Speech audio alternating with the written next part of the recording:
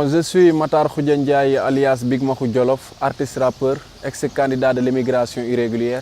Je devais partir au Nigeria avec un producteur pour faire des productions musicales. Une fois arrivé au Mali, j'ai eu des discussions avec lui et je voulais revenir au Sénégal. À la gare routière pour prendre le bus pour venir au Sénégal, j'ai vu beaucoup de personnes et j'ai demandé à ces gens-là qu'est-ce qu'ils font ici. On m'a dit qu'ils doivent aller en Italie. J'ai dit comment ça se passe. On m'a dit que bon, il y a des passeurs qui sont là, c'est eux qui te font aller jusqu'à Italie.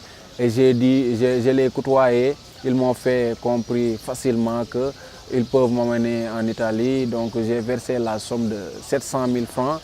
J'ai pris cette route et j'ai vu toutes les difficultés qu'il y a dans cette route, des jeunes massacrés, des jeunes torturés, des filles violées, des jeunes kidnappés. Mon ami là qui est mort dans mes bras dans le désert, des jeunes qui meurent par la soif et la faim, par le désert, des jeunes qui meurent dans la mer Méditerranée. Et je me suis décidé de revenir par l'aide de l'État du Sénégal et de l'OIM, Organisation internationale pour l'immigration. Je suis revenu aujourd'hui. À mon retour, je me suis engagé de sensibiliser les jeunes à travers ma musique. Je suis artiste, je suis un messager et j'ai fait ce trajet. J'ai su tous les dangers qui sont dans ce trajet. J'ai fait un morceau, j'ai fait une vidéo, j'ai fait des interviews, des émissions radio, télé, j'ai fait des concerts, tout cela pour sensibiliser les jeunes de rester chez eux parce que c'est important. Moi, je lutte contre l'immigration irrégulière.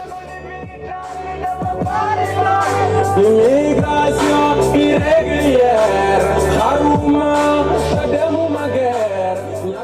Dans ma musique, j'ai l'air cendre.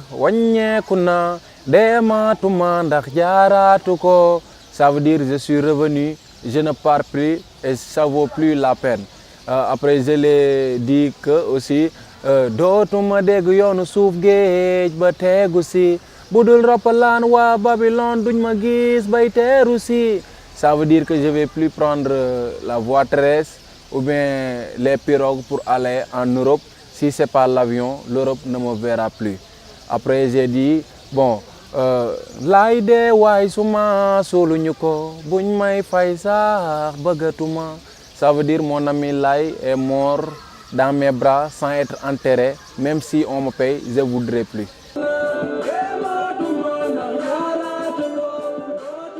Je l'ai dit de rester parce que j'ai des amis qui ont réussi à entrer là-bas. Et aujourd'hui, ils n'ont pas de papier. Ils crient parce qu'ils n'ont pas là où loger. Ils crient parce qu'ils n'ont pas quoi manger. Ils crient parce qu'ils ne travaillent pas là-bas. Et ce sont des semeurs là-bas.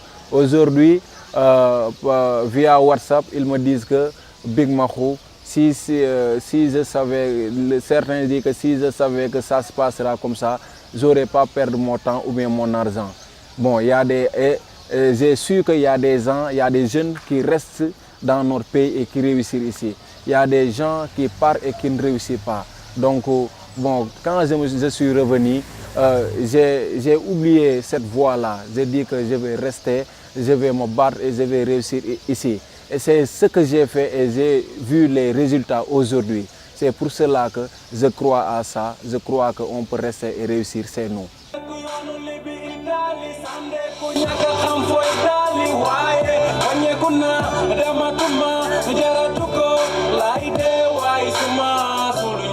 Bon, la caravane Tekfi, c'est intéressant parce que la caravane Tekfi, ça permet de rencontrer les jeunes, de les faire savoir qu'il y a des possibilités pour avoir accès au financement, il y a des possibilités pour avoir accès aux formations, il y a des possibilités aussi de rester chez nous et de réussir chez nous.